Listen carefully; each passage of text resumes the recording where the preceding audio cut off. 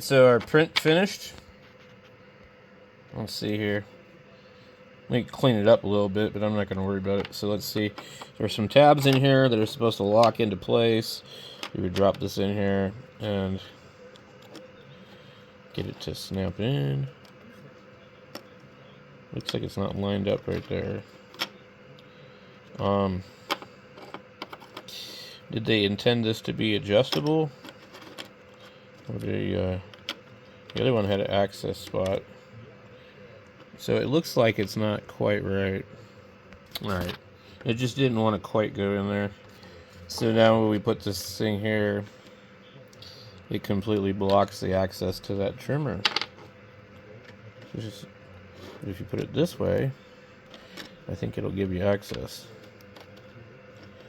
So let's see if we can get this to snap in.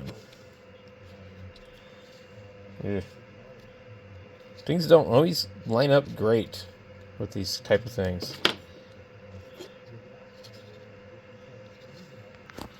Alright, so it's not terrible, but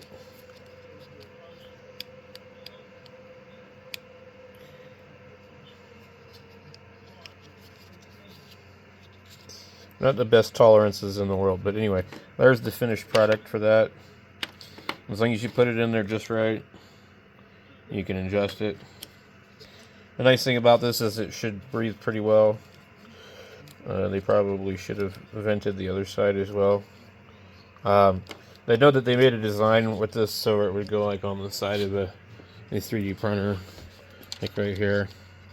In fact, if you look, it's like about the same width of the rail.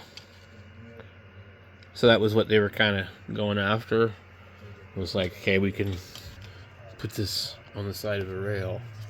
So there's another one where it's got the little piece there, so you'd undo the thing and then slide it into the slot. So certainly pretty cool.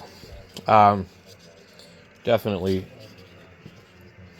And I don't know, I think it's about 3 amps it'll cover.